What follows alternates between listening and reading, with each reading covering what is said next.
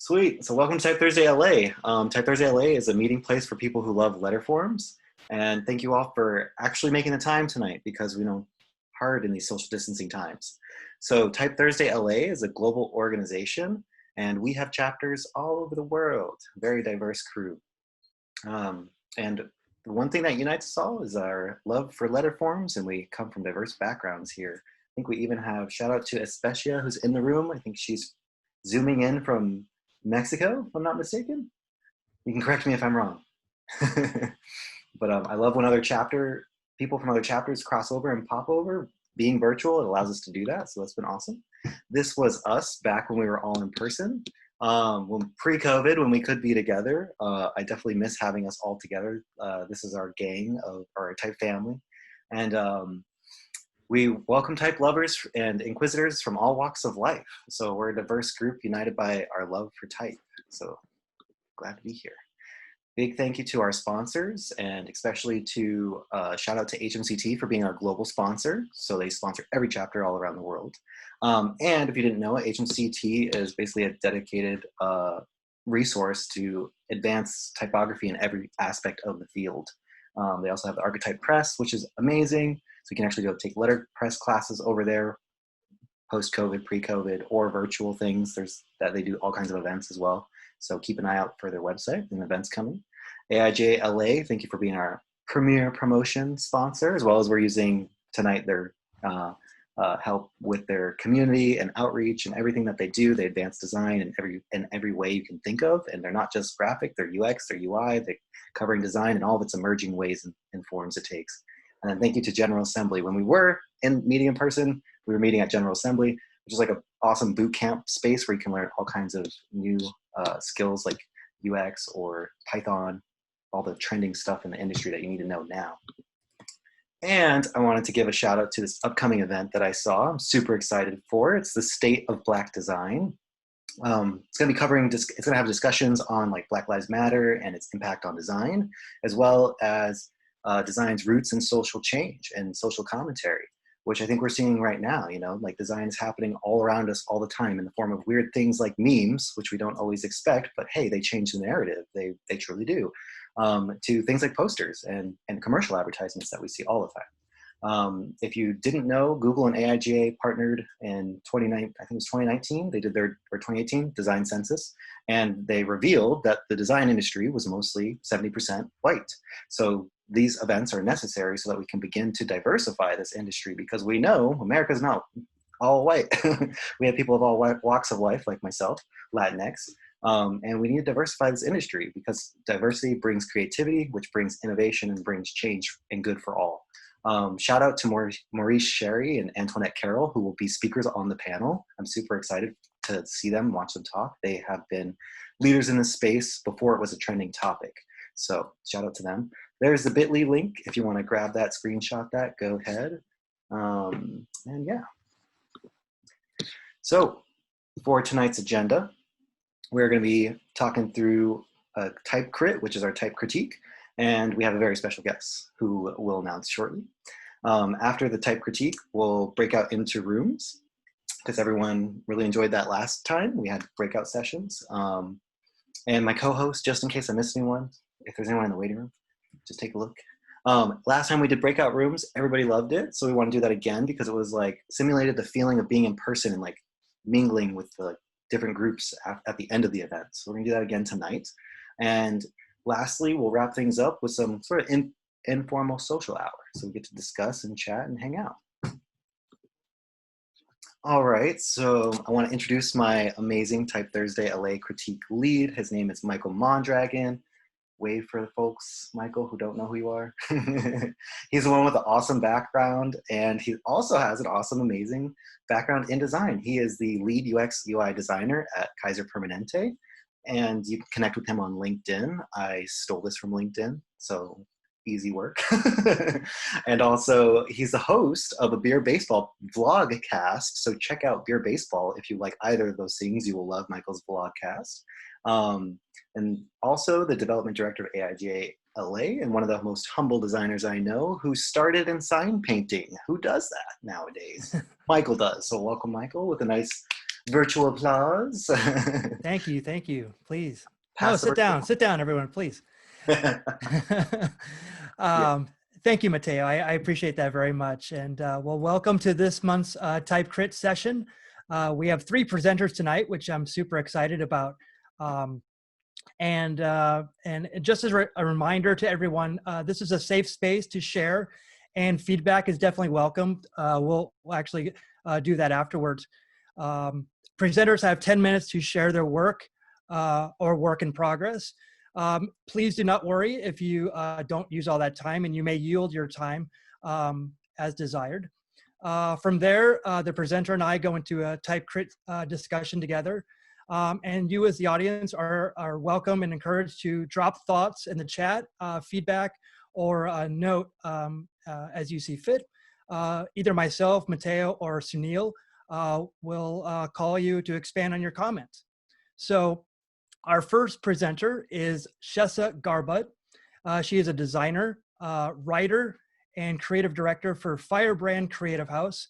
They specialize in branding, packaging, and UI UX. Shesa will be presenting 2 projects. First is her work on a Juneteenth lettering project, and the second one is an work in progress typeface called Dark Matter. Welcome, Shesa, and you can share. Awesome. You can share the screen there. And real quick, I just want to say too, Shesa is an amazing friend and brought me into community here in LA more than I had ever been welcomed by anyone else. Thank you, Shesa, and introduced me to Risograph printing. But also, she leads her own design studio called Firebrand, and it's Black and queer owned design studio. So shout out to that queer family in the house. And I just wanted to read too, like from your website, this quote: "Design is listening, images, fonts, and colors, not just artifacts. We believe that when we listen to one another, our connections deepen our ability to solve complex problems." This is design. So thank you for that. And you can connect with Shesa on LinkedIn. So round of applause for Miss Shesa. Virtual applause. Standing ovations. Awesome. So I'm going to share my screen. Let's see. And start presenting. Let me know whether or not you guys can see that. Yep, we can see it. You can see it? Okay, cool. Let's go into yeah, there we go. Present mode. Perfect. All right. Hi, everyone. I hope your week is going well. I'm glad that it is almost over, personally. Today, I'm going to share a couple of different projects. But first, I wanted to talk a little bit about what I do in general. So my studio is called Firebrand Creative House. It's based in Inglewood in Los Angeles, which is also where I was born and raised. And the focus of my studio is to work with not just nonprofits in the social impact space, but to work with founders and organizations that are trying to move the needle in perhaps the opposite direction of where we're going now, toward a more sustainable and equitable world and country. So much of what I do is brand design, and in terms of its relationship to typography, I do a lot of logo type, and I'm also currently taking a class on typeface design. So the first project that I want to share about is something that I did a couple of months ago now, to celebrate Juneteenth, and it was a custom lettering project that became a risograph print. So I want to talk through kind of the process that I went through to create that, and share a little process video. So like most of the best things in life, this project started partially because of Beyonce.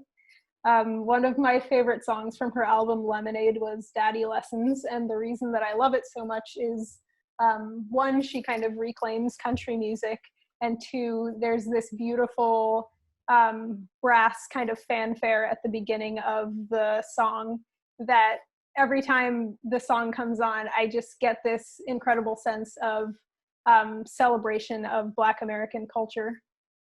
So that was sort of the synesthesia inspiration behind the piece. And then of course, Juneteenth itself is a commemoration of the June 19th announcement to enslaved Texans who were not told that that says 21 and 2 years, but it's 2.5 years, who were not told until 2.5 years after they were no longer technically slaves that they were free. So it's sort of, the holiday is a celebration, but also a commemoration of just continuing to fight for liberation and equity. So some of my other inspirations, aside from the song and this beautiful sort of music, was looking visually at other parts of Texan culture. So looking at old rodeo posters, looking at other parts of Southern culture as well, New Orleans ironwork, and the beautiful sort of letter forms that I could pull from all of those swooping calligraphic pieces of metalwork. And then looking as well at jazz instruments like French horns and saxophones for inspiration. So this is a time lapse of my process. Basically what I did was, first I wrote out Juneteenth to make sure I didn't misspell it. And then I went in and did a couple of different levels of sketching of the type. And so that's me jumping back and forth between kind of my inspiration. Cleaning up the sketch. I might skip forward a little bit here.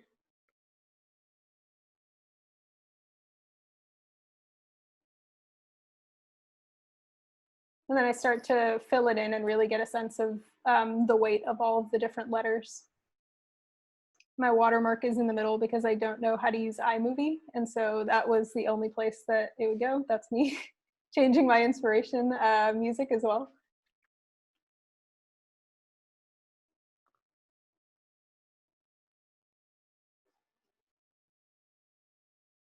Then I think, oh, that's not where I wanted to go. That's okay. Somewhere in here, I zoom out and I start to see that the J is too thick. So I think I zoom back in and clean that up and make it a little bit thinner. But yeah, this is my process. It's kind of very sculptural, going in and adding and subtracting negative and positive space.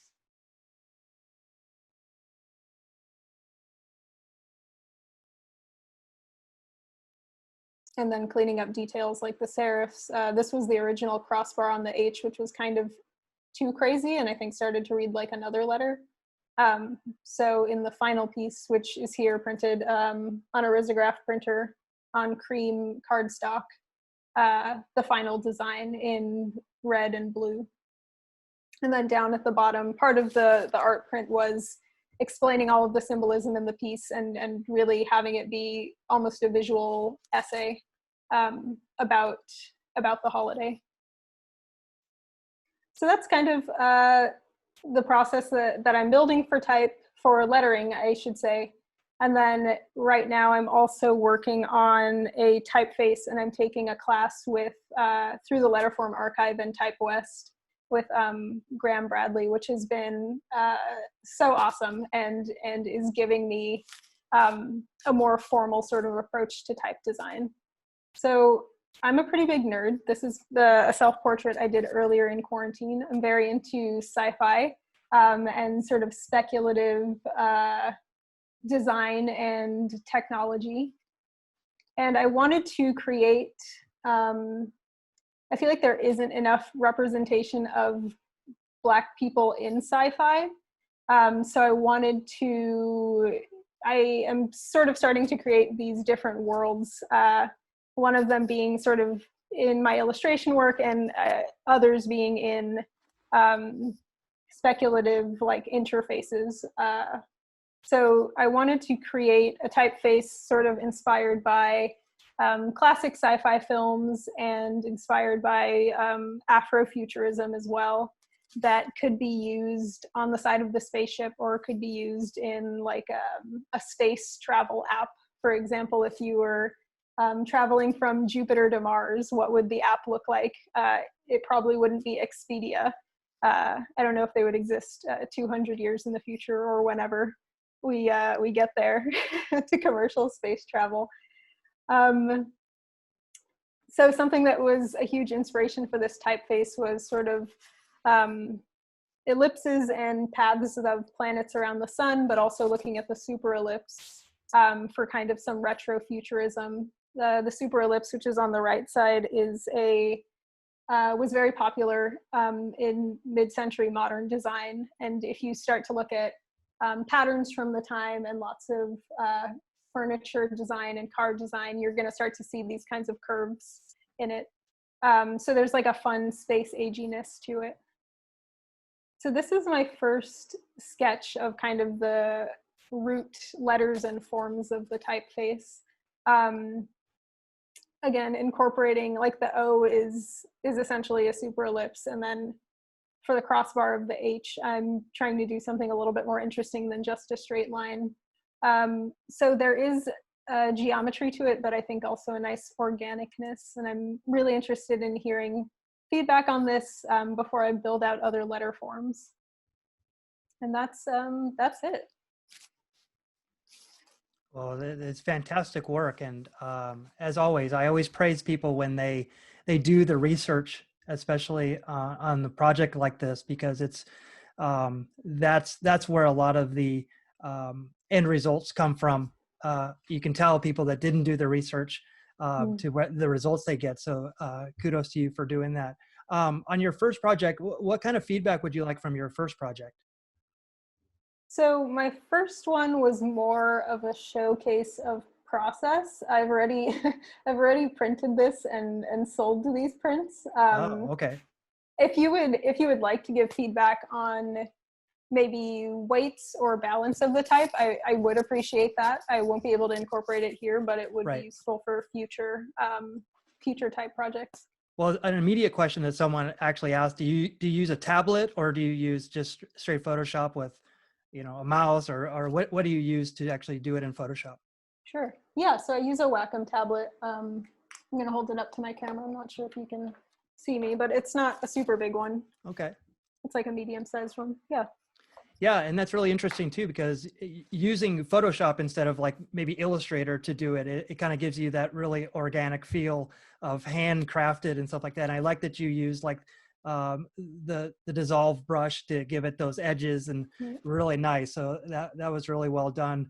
The one thing that I see in here is like right between the N and the T is that almost what appears to be like an S. That's the only thing that I see, but otherwise, I mean, like, this is beautiful. I don't even want that to even be the criticism. I mean, like this, I love that you use the space effectively with the double E's, and I think it's just beautiful work, and it really translates here very well. And I think that in the comments it says exactly the same thing. So yeah, definitely. I mean, that's a very minimal criticism. Some of the, I mean, I would say the spacing of the letters is, they kind of go in and out. I think maybe if they were more uniform, it would make read a little bit better.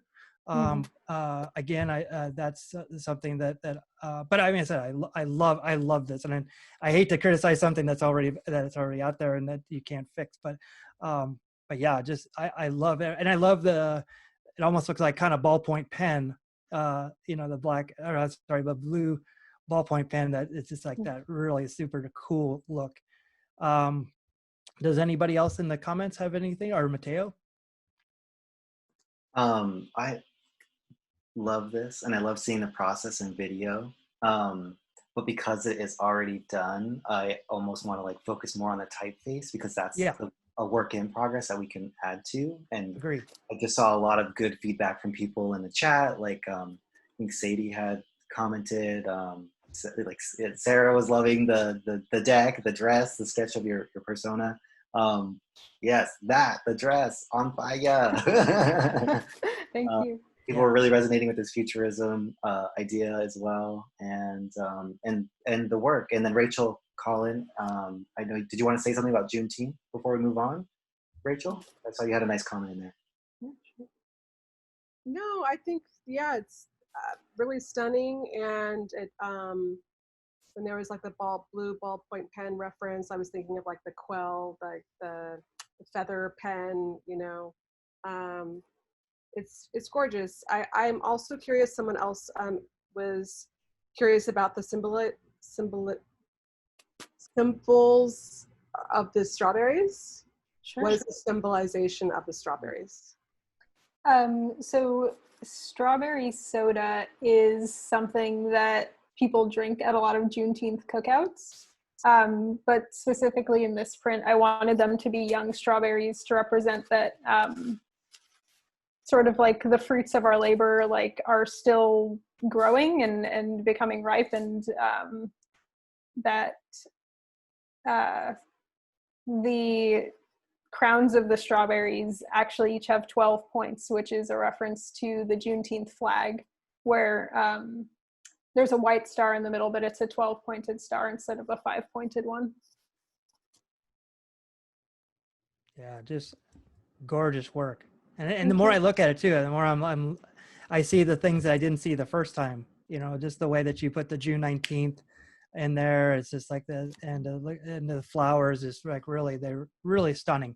So yeah, let's concentrate on the typeface. Yeah. And all right, so honing in now on the typeface, I'm really excited for this, and I think you can add even more personality. Like the E feels, the lowercase e, a little bit too thick in certain parts. It looks a little bit like weightier than the others, like the A and the H and the N, even the G. They have these nice sharp angles, and I feel like the E is just sort of missing that. But yeah, that's my observation. Anything from you, Michael, on that one? Yeah, it's just that shape. It just seems to be out of place, but everything else looks pretty comparable. I like the sharp cuts in it as well. I think those are really great accents, and I think that like as I'm looking at how kind of like the N and the R could be similar. You know, maybe making that a little bit. Almost like if you just chop off the other part of that N, like that could be like a little bit rounded instead of straight on the R. Okay. Yeah, so just like those little things, just to making those shapes consistent throughout your typeface. Yeah. So from Especia, she had some comments. Especia, do you want to unmute yourself so you can share? And then Joey afterwards had also had a comment too in the chat. Yeah, sure. Just to keep cohesiveness in your shapes, like if you are happy with your control characters, which will be the H and the O for the uppercase, and also that will reflect the shape of the O with your lowercase. So if you notice like some like the D, can I also draw? I don't know if I can draw well. The speed of the curve in your D is kind of interrupted. It's a little bit bumpy on the top. So you need to like check or draw a little bit like similar to the O. Not like, it's not like modular, like you can copy paste, but maybe just to mimic that speed of the curve. Sorry, I don't know how to like explain it better, but. Right, it's kind of an abrupt straight to curve. It's like faster. It's faster than your O, right? It's like it goes very fast. Same with I will reflect the same shape or the same speed of the curve with your R. Other letter. Eventually you will have the G, the B, and all other letters that have like a straight and round and curves. But right now, that what I can see, the R and the S seem a little bit not being part of that curve. Like if that, I feel like if that curve will like be coherent with the other ones, it will look more like the family.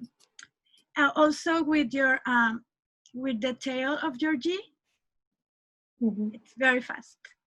So like that could be modulated more to that. And is that well, this is not like monoline, but I like a lot your ink traps. That makes it very organic at the same time. So that's a cool thing. And I also I would sorry, I would do the ink trap also that you have on the G and the well, yeah, that's the only one, like the lowercase G. Mm-hmm. And maybe the ear to make it a little bit more like that organic. It seems like really straight. Okay. I think those are your key details to make the personality that you want to show. So that will be very, very nice to have it. So I'm sorry. Thank you. No, Thank you. I great, appreciate great that. feedback. Great feedback, Demi? Aspecia. Joey, did you want to share too? Yeah, please. If this is a great starting place to build out all the rest of your characters. I think you achieved your goal with the space feel to it. My comment on the capitals is particularly for the ERS, for things like R, for unique characters like R, K, and S, if those, just be a little bit mindful of where the arm comes across on the R. It feels a little high. The negative space of the inside of the R, the counter, feels a little small compared to the bottom. And I feel like the comment on the speed of the curves, focusing on how the speeds are related to each other would help shape out the S a little more. The crossbar or the spine of the S does feel a little high too, so you can maybe bring that down just a touch to kind of adjust for any optical kind of what have yous. Thank you. Yeah, I agree with that. The S is the one giving me the most trouble. Yeah, you chose a very, very wide and semi-bold sans serif to fit that long curve across there. So I wish you luck on that. Thank you. So an immediate question that I have is like, how do you see this being used as well? So my original kind of thought, at least for the caps, was I want the caps to feel like it could be a spaceship logo, like no matter what you typed in it. I want it to kind of have like a futuristic but very readable vibe to it. My thought for the lowercase or the sentence case was to potentially use it in like an app interface or a website, but I haven't tested it scaled down yet. I think the forms are simple enough that you'd be able to read it, but I'm not sure. Right. Yeah. Yeah. Fantastic work. And is there any other thoughts out, Mateo? I have can I make some points? Yeah, last comment too, and then we'll Haram, and then we'll glad you jumped in, and then we'll move to the next speaker. I was going to say, this is really preliminary. It can go a lot of different directions. And the caps to me are much stronger. And that E is amazing. That E, I think, needs to lead the way. What the rest needs to do. The other thing that I noticed is, I mean, the font isn't just a bunch of letters. So the proportions is kind of a compromise thing that I have to figure out. The G is like hogging the space. So it's very nice on its own, but then you have to think about what the other letters are going to do. So the G is so strong that you start thinking, okay, if there's multiple lines, if you use this for more than a single line, what's going to happen? How small is everything else going to be? So pretty soon, I think you have to figure out where your verticals are and keep going from there. But this is promising, especially in the capitals. Thank you. Absolutely. So well done. Excellent work. Thank you for sharing. Awesome. Thanks. Our next presenter is Morgan Maloney. She is a graphic designer, type enthusiast, and brand builder. Her work can be found at momoneydesigns.com. Morgan will be presenting her work on an urban typeface. So the floor is yours, Morgan. Hi, everyone. Hope you guys are all doing well. Let me share my screen really quickly.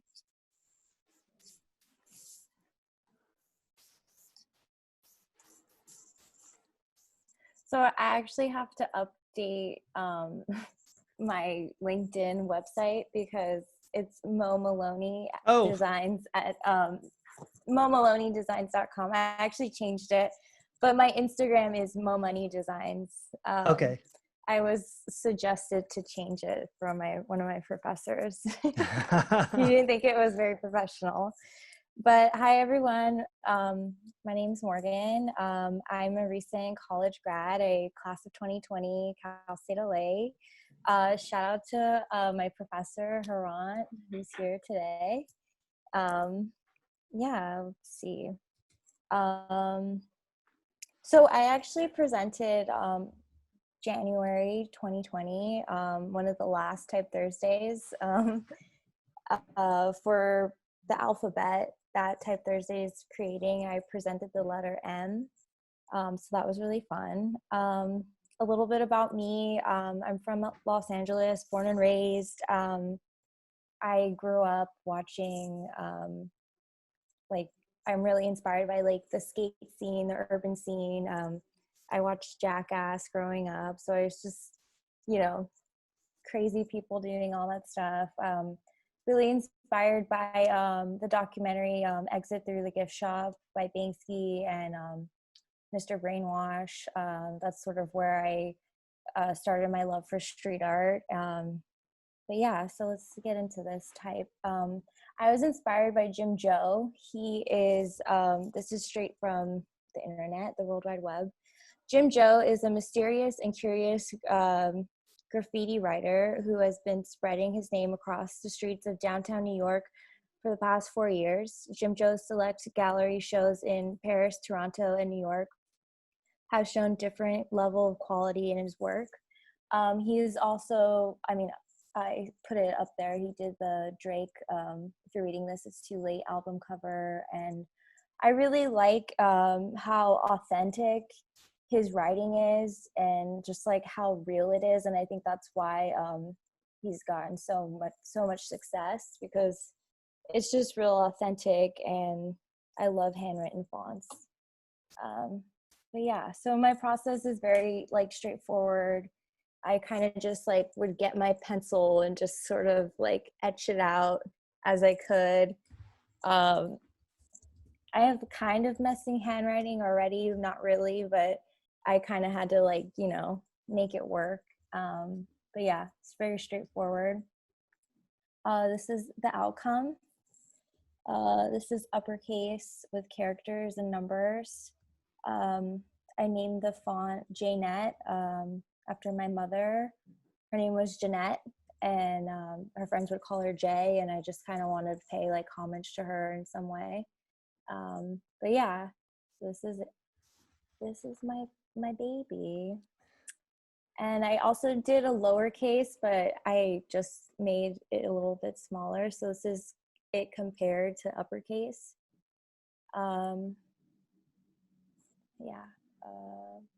So I'm all about manifesting. I really want to start a career in New York City.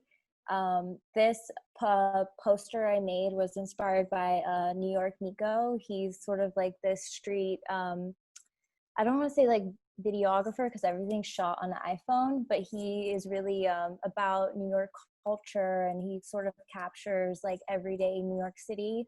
So I got a t-shirt that says this exact saying, a bad day in New York City is better day than anywhere else. And I got the illustration from Louise Zernin. Sorry, I don't know how to say her name, but it's from the New York Times. And I put that in there. But yeah, if anybody has any questions or suggestions, I'm open. Thank you.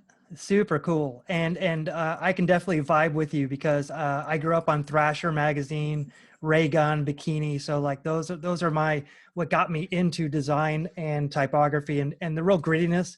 I take pictures, in urban scenes too.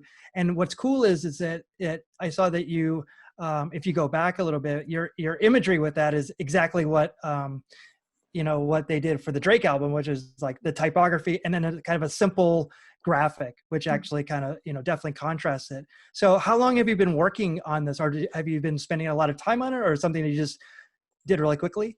So I actually did this during my last semester at Cal State LA. So it took me about, 16 weeks or more or less. But yeah.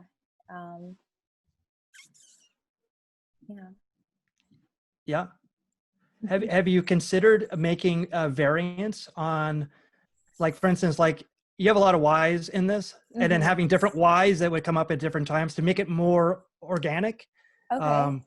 You know what I mean? Instead of being uniform, Right. especially if it's urban typography. I mean, that would be my thinking, that there is going to be variants on this. I mean, there could be a lot of Nicole says that it's like more alternates for sure, because the uniform part of it kind of like brings it back to kind of traditional typography, whereas like if you ever find something in the wild, it's gonna have different variants. And then I love this, and I noticed a lot of the typography is actually, there's a lot of straight lines in the typography, even though it's so it kind of feels uniform. Have you thought about kind of making some etchings in it to kind of make it a little rougher? Or Yeah, I really want to go back and sort of make it more grainier, more like, skate-esque, I guess. mm-hmm. Yeah. So like, using it against like the stuff that you were inspired by, how does it hold up against that? It's just making that reference. Also, someone had made a grammar thing, right? Is that the than? Yeah, than a good day. I'm not sure. Then, yeah. Oops, my bad. No, but that's why it's safe space. Yeah. As a creative director, I would probably say the same thing. But no, it's this is excellent work. I mean, it's so clean yet so like very it has a lot of personality to it for sure. And I see there's some comments in there. Mateo, did you want to handle those?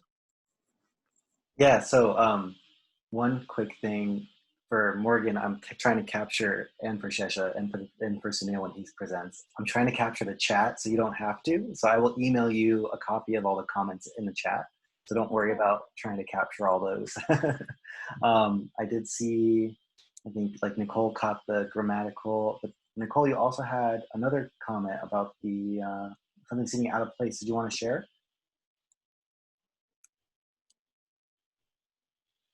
Sure, let me, even though I'm certainly not camera ready, I'll go on camera.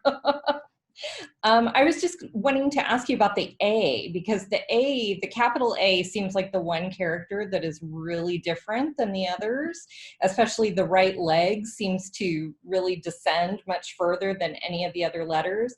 And when Michael mentioned alternates, I think it's a great alternate to have that long descender, but I wonder if for the standard face, if it's a little bit shorter and maybe a little rounder, because I think that there's a wonderful mixture of sort of rounded edges and straight edges that I think is really organic and lovely. And that one A just kind of, my eye goes directly to the A. When you showed your poster, the A really sticks out to me more than any other letter on that page. And so I was just wondering if maybe that's, when it's a standalone A, that would be perfect for an alternate, but when it's in written text, maybe it's a little bit of a shorter right leg. Okay, yeah, that's great. Thank you.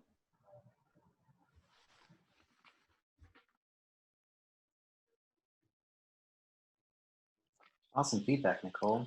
Yeah. Maxwell, I think, and looks like actually Specia and Maxwell. It's like you both had feedback. Either of you want to chime in? I'll talk because I haven't talked yet. I think a lot of things have been touched upon.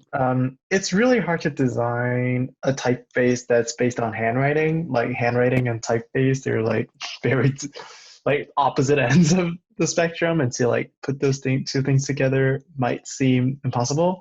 But I think like just to keep like a few consistencies in mind, like the thickness of the stroke, the sizing of the letters, and the spacing between letters, I think those three things would be very important to make sure that it looks good as a typeface, but it still has like a good quality of like handwriting, and getting that balance right is definitely very tricky. My comment on in the chat room was basically I'd redraw the lowercase letters, but I think yeah, like other people have, like Fran has mentioned, you know, maybe use the lowercase slots for alternate caps. I think that's also a very wonderful idea. I've seen some typefaces do that as well. Mainly because when you just brute force like scale down a shape or like a letter form, like the thickness of the stroke gets scaled down together with it. Like if you look at any serif typefaces, when they include like small caps, they're actually all redrawn. They're not like just the as opposed to sans serif typefaces that don't come with true small caps, then they would like force the capital letters into a smaller scale. Because with serif typefaces especially, they have thicks and thins, and so like if you just scale it down, the thick strokes wouldn't be the same width, and then the thin strokes would disappear. And I think that's very applicable to your typeface too, where you have a very variable width in strokes in the strokes of the letter forms. And so I would definitely make that into to spend some time on that to really complete the whole system. Cool. Thank you. Yeah, I would definitely agree with that. As I look at this, I'm thinking to myself, like, what this thing could all be drawn out in marker, right? Because that's what it would be. It would be on the side of something. The only thing that really stands out to me, that, and maybe it's just because of the resolution of what I'm seeing, is that underneath part of the W, it seems doesn't have like it has just an odd shape, which I think could just go up a little bit, but or reduced a little bit. But yeah, I mean, this is so cool. The more I look at it, the more I'm really super admiring the craft that went into this. So very, very cool. Thank you. Appreciate it. Mm-hmm. Thank you, everybody.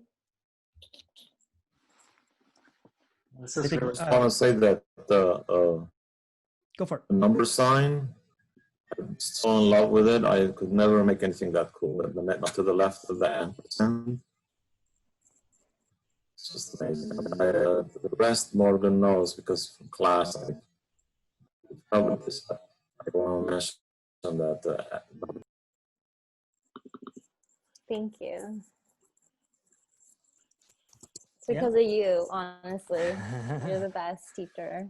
It really got me into type design and seeing it as like art, really. I mean, it's beautiful. Taking time. And that's why you took the class twice. So yeah, I did. No, your skill shows in this, so it's very well done, and even better presented, so everybody can see it in that black and white. So it's like there's nothing that's interfering with it as well. So very well done. Thank you. Appreciate it. Thank you. All right. So our third presenter tonight is actually our Type Thursday Los Angeles welcome lead. He is a design project facilitator from Los Angeles, Sunil Rampersad, right? Did I say that right, Sunil?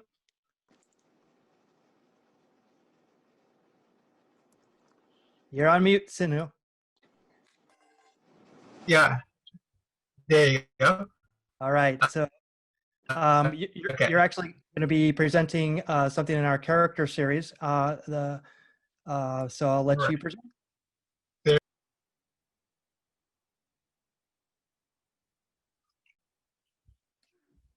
All right. Can you see it okay? We can see it just fine, yeah. Okay, cool. Thank you. All right. Hi, everyone. My name is Sunil. I was given the letter U, and this is my final design that you see right on the screen right now. I guess like everyone, when I first started, I started thinking about who I am, because it's supposed to be, the character is supposed to reflect you. So I made a list of things and found such things as, you know, like I love pastries, cakes, chocolate, and ice cream, for instance. I like drawing and design, of course. And I like talking about history and culture, sociology and psychology and stuff. Filmmaking and art. You know, a lot of stuff that I listed. And I found that a lot of the things that just fell in two categories: an artistic side, because I like planning, I'm really organized and stuff. And I thought the letter U would be a perfect way to reflect that, since it's like united. Once I realized what I wanted to convey, you know, then I decided to research how letters get their meaning, so I could figure out the parameters that I needed to work in. That's my logical side coming through. So one of the things that I realized was that you can put all this stuff together, and but once you give it a baseline and size relation, you can get a word out of it. The other thing that I found was the context. The U was going to be used with all these other letters, and they were all really different. So I needed to try and make that still work, even if if the other letters themselves also needed some context to work. For instance, like in this one here, Otis College, the O is just a rectangle. If you just saw it on its own, you wouldn't think that it's an O. But because it's next to the other letters, it reads as an O. And it's actually using a golden rectangle, which is something I decided to use because it's used a lot in art, and that's my artistic side. So once I figured out that it was going to be the size of a golden rectangle, I kind of experimented and tried to figure out how the U itself worked. If you just had those corners cut out, you kind of get the positive shape, the U. You could kind of figure the U, but you needed something else around it to help it get meaning. So I would try to figure out which of these different it's kind of made up of the bowl shape as well as the uprights. And if you just took away the uprights and just had the bowl, which of these would I like? I really liked the perfect hemisphere, and it worked really well with that size of rectangle. Then I looked at the negative shape and what it could get with a negative shape. What I found was that certain ones looked much better, whereas others just, if the negative shape itself was too abstract, as well as the positive shape, then you just didn't get it, even though the basic structure of a U was there, like that last one at the right. Then once I figured out some of my basic ideas of where I was going, then I started doing some research. For my logical side, I kind of figured out, I love architecture, and there's some amazing forms in architecture. So I started looking at different types of architecture. This is Calatrava, I believe, on the right, on the left. Frank Lloyd Wright,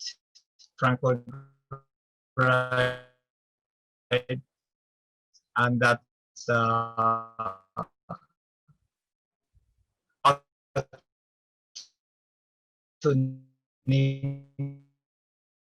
Meyer.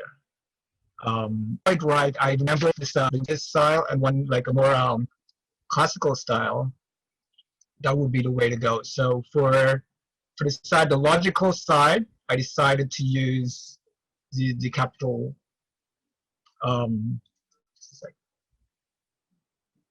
Yeah, I decided to use this capital here from Frank Lloyd Wright's Johnson Wax Building in Chicago, I believe. And for the classical side, I decided to use the Ionic capital from a temple of Artemis here. So you can see it here, how the especially the Frank Lloyd Wright one, how those would have worked. I also realized that they were too wide, so I just needed to get the idea across and kind of like take some artistic liberty with it. So I started again. The other thing I decided was like where to put the negative space. I decided with what's on the right, I moved the negative space to the left. Then I did that because the left side of the brain controls your logical thinking, and the right side of the brain controls your more artistic.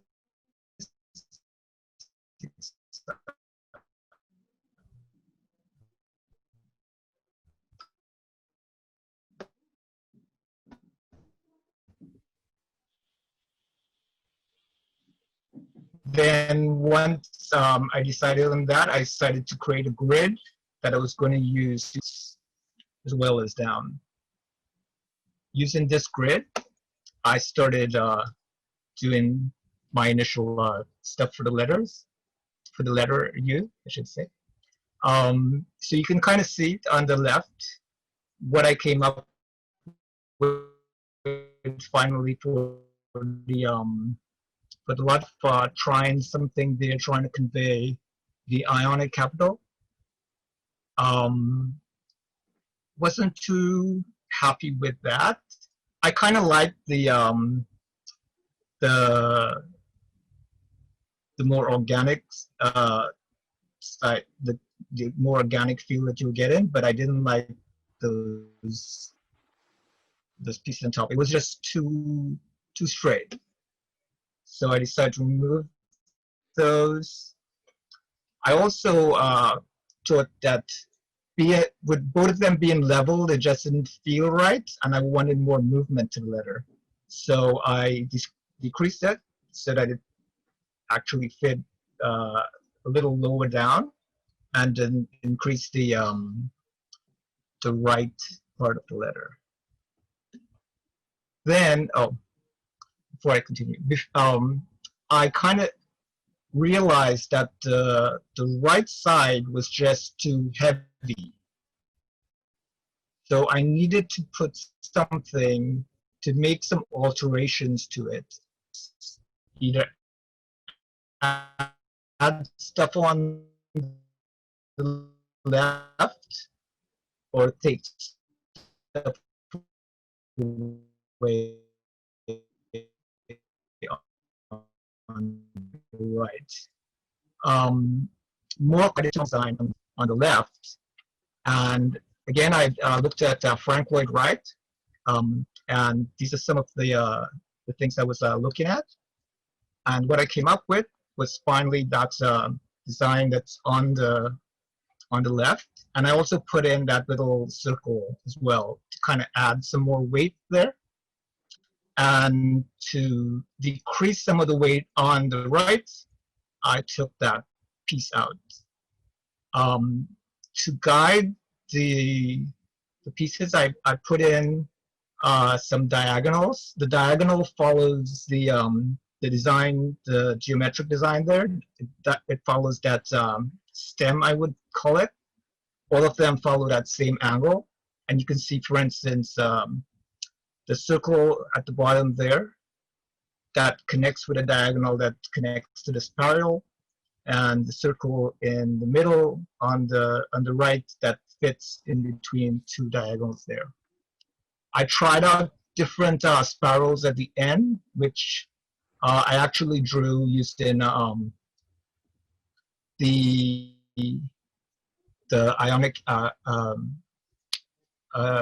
Ionic capital. So I drew that from an Ionic capital, but I wasn't sure what size to use, and this actually helped me put it on the diagonal, then I knew that I didn't want to go over the other diagonal that it was touching. These are some other iterations as I was working, trying to figure out like what shape I wanted for that that counter piece on the right. The other one on the right, I don't know what I was thinking. And here it is being used with the other letters. That's it. Thank you. Well, yeah, you put a lot of work into this, Sunil. It's really great. And one thing that I wanted to call out as well is that like you could have just taken it and just mirrored it one side like the other and just called it a day. But you actually went through the exploration process, and I'm impressed that you checked in architecture as well to see how that was used. I thought that was very impressive, and using the grid was really great. The one thing that I ask is that see on the right side where it's just almost like just a piece of it is missing. What does that represent anything, or is that just a design element? It is a design element, and I took it out to like create because I thought the right side had too much visual weight. So by taking that out, it had less weight. So I wouldn't have to put a lot of stuff on the left side to balance it off. That was kind of my my thinking there. Gotcha. Yeah, definitely. Another approach to it is making it so it looks like it has like an inside stroke. So you actually have the whole line, being the empty part of it as well, which would be an interesting take on it. But I mean, I love what you've done here. And like, do you play an instrument? I don't. No. Oh, you don't? So it's just you just took artistic liberty with that. Good. Yeah. That's very, very cool, because I mean it has like kind of an instrument feel to it. So does anybody have any comments? So Matteo, it is.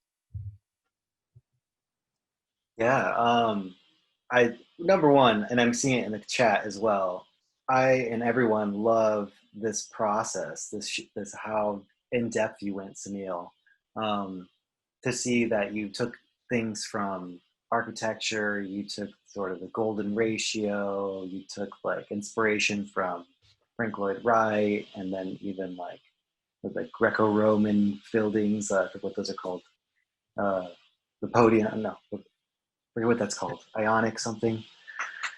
But yeah, seeing the whole process, and then the grid you made, man, that grid was intense. So this is super cool. The end result, yeah, I'm loving it. And anyone else in the comments? I know I saw a few people. Shesha, you had something? You want to expand on that?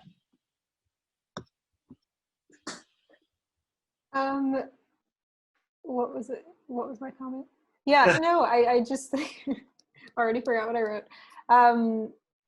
If this were a part of an actual typeface and I were using it at like a text size, I think that the curl at the top gets lost. I'm not sure that it would read at a smaller size than what it's at here. Yeah, that was one thing I was like wondering about. What size that this would what size the font, well, all of these letters would be used at. And I kind of went off of the characters that were there already to see, like when they started to break, and just went with that size that that they were at. And if it read at that size, then yeah.